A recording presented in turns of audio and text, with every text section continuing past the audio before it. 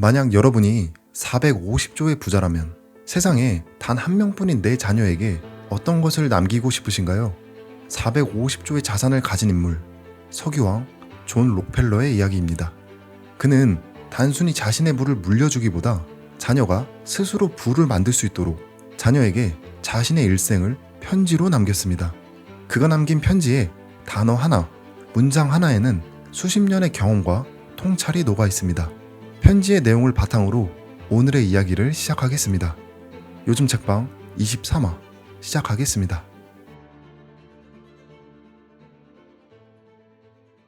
여러분 안녕하세요. 요즘 하루입니다.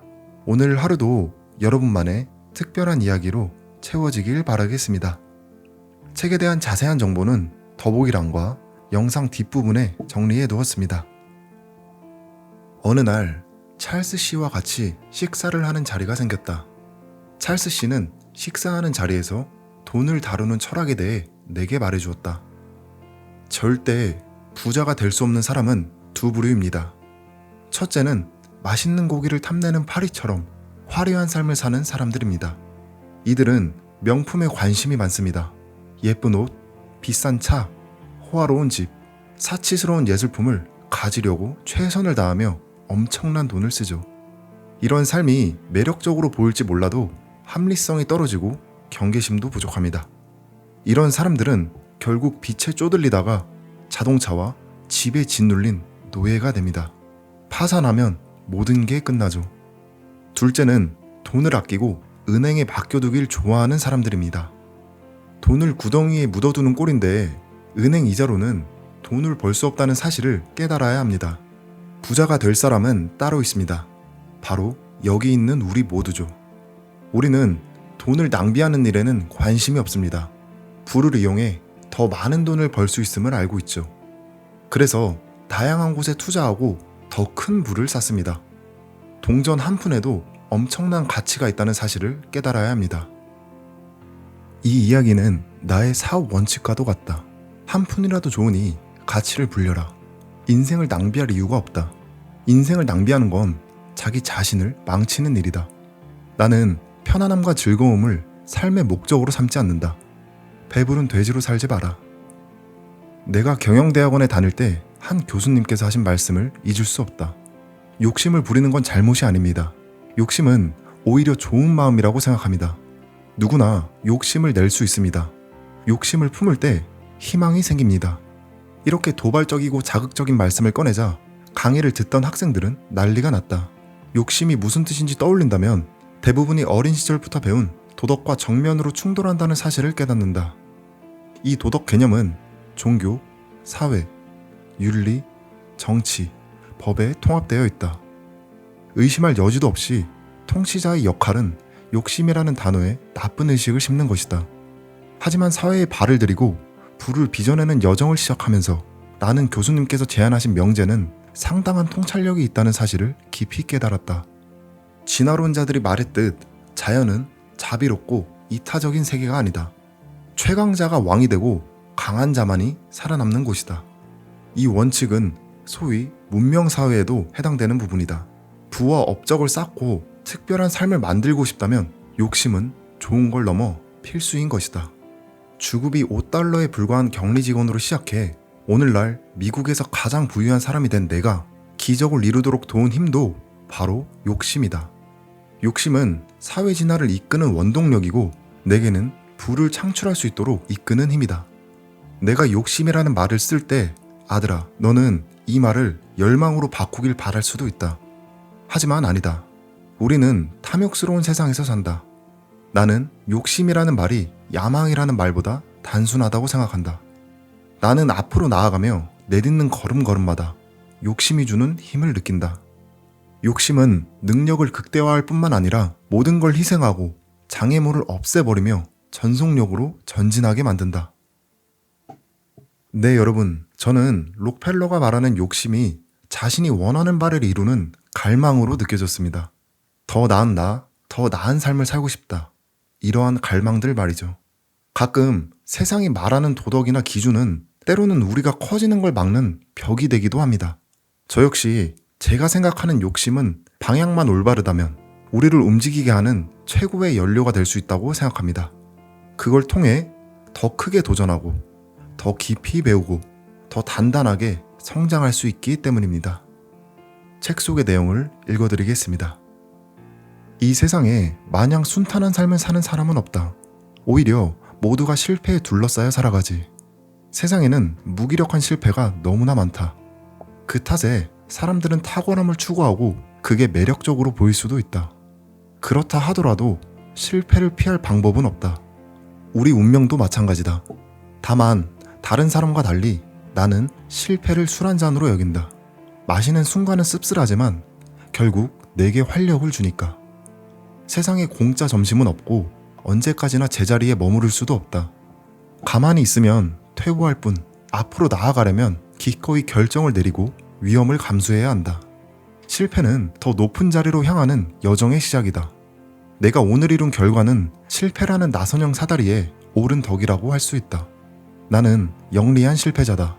실패에서 배우고 실패한 경험에서 성공의 요인을 찾아내고 전에는 생각하지 못한 혁신적인 방법으로 새로운 일을 시작할 줄 안다. 나는 중학교 동창들이 찍힌 단체 사진을 소중히 간직한다. 그 사진에 나는 없고 부잣집 아이들만 찍혀있지. 수십 년이 지났지만 여전히 그 사진 속 장면을 기억한다. 어느 날 사진사는 선생님에게 수업받는 학생들의 모습을 찍으러 왔다고 말했다. 물론 나도 사진을 찍어보긴 했지만 아주 드문 일이었다. 가난한 집 아이에게 사진은 사치니까 말이다. 사진사가 나타나자 나는 사진 찍을 때 어떤 포즈를 취할지 생각했다. 집에 가서 어머니께 좋은 소식을 전하는 상상도 했다. 하지만 사진사는 나를 가리키며 이렇게 말했다. 선생님, 저 학생에게 잠깐 비켜달라고 해주시겠어요? 옷이 너무 초라해요. 나는 힘없는 학생이라 조용히 자리를 벗어나 잘 차려입은 학생들이 아름다운 사진에 담기는 모습을 지켜볼 수밖에 없었다. 사진사가 카메라 다루는 모습을 보면서 주먹을 불끈 쥐고 다짐했다. 언젠가는 세계에서 가장 위대한 부자가 되리라. 이제 그때 한 다짐이 현실이 되었다. 내게 모욕이라는 말은 남들과 다른 뜻이다. 이제 모욕은 존엄성을 빼앗는 날카로운 칼날이 아니다. 내게 날아드는 모욕은 압도적인 산처럼 강한 원동력이 되어 앞으로 나아가고 멋진 일을 이루도록 도울 뿐이다. 그 사진사는 가난한 소년에게 세계 최고 부자가 될 원동력을 줬다. 남을 모욕하는 사람은 상대가 어떤 사람인지 깊이 들여다보거나 존중하지 않는다. 그러니 뻔한 모욕을 나쁘게 받아들이지 마라. 차분하게 반성할 줄 아는 사람은 비판과 모욕으로 자기의 능력을 가늠하고 더욱 성장할 기회로 삼는다. 존엄성은 신이나 다른 사람이 만들어주는 게 아니다. 자기 스스로 빚어내는 힘이자 강한 정신의 산물이다. 존엄성이란 자기 자신만의 가치다. 그러니 누가 내 감정과 존엄성에 상처를 내면 침착해야 한다. 내가 존엄성에 집착하지 않으면 누구도 너를 해치지 못한다. 자기 자신과 맺는 관계에서 모든 관계가 시작된다. 자신을 믿고 스스로와 조화를 이룰 때 가장 충실한 동업자, 진정한 자기 자신을 만나는 법이다. 아들아, 지옥으로 가는 길은 예쁘게 포장되어 있다. 완벽하게 준비하지 않으면 지옥으로 떨어지고 만다. 이를 더 잘할 방법을 찾는 능력을 갖추었다면 어떤 일이든 해낼 수 있다. 여기엔 엄청난 지혜는 필요하지 않고 할 수 있다는 믿음만 가지면 된다. 어떤 일을 못한다고 생각하면 우리 뇌는 그 일을 피할 이유를 찾는다. 하지만 할 수 있다고 믿으면 뇌는 다양한 방법을 찾아준다. 그 과정에서 새로운 해결책이 떠오르고 창의성이 발휘된다. 반대로 못한다고 생각하면 문제를 그저 내버려 둘 뿐이다. 이런 태도는 꿈과 이상까지 무너뜨린다. 열망은 창조와 성취를 이룰 토대다. 나는 직원이 불가능합니다 라고 말하는 게 싫다. 불가능은 실패를 뜻한다.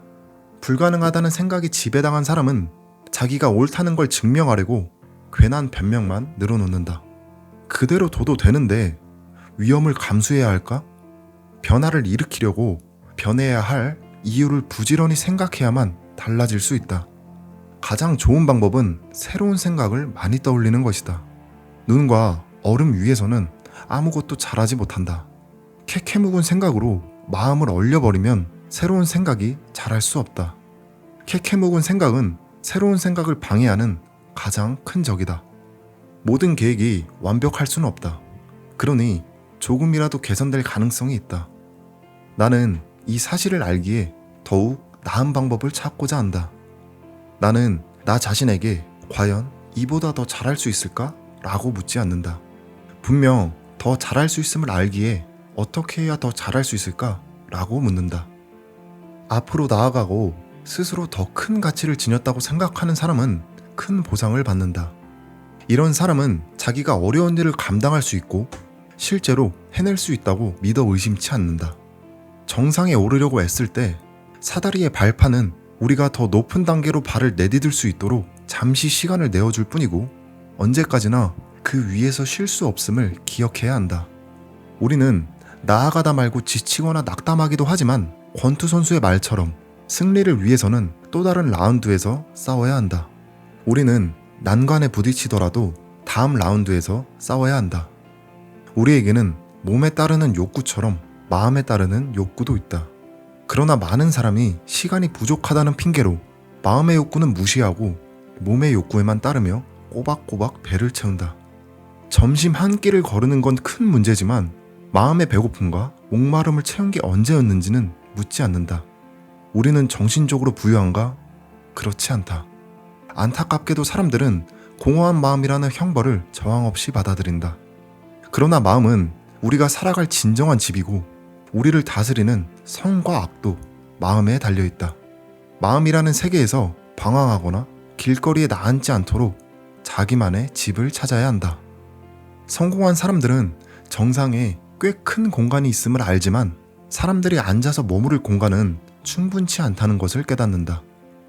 그들은 몸과 마찬가지로 마음에도 꾸준히 밥을 먹여야 한다는 사실을 알고 있다. 오늘 소개해드린 책은 역사상 최초의 억만장자로 불리며 한때 미국의 경제를 쥐락펴락했던 세계에서 가장 부유한 남자 중에 한 명, 존 록펠러의 편지였습니다. 편지 속에는 부의 원칙, 성공의 비밀, 그리고 부자가 되기 위해 반드시 알아야 할 인생 철학이 담겨 있습니다. 오늘 영상에서는 책의 일부를 소개시켜드렸습니다. 더 많은 편지의 내용이 궁금하신 분들은 댓글을 남겨주시면 다음 영상을 제작해보도록 하겠습니다. 책에 대한 자세한 정보가 궁금하시다면 더보기란을 확인해 주시길 바랍니다.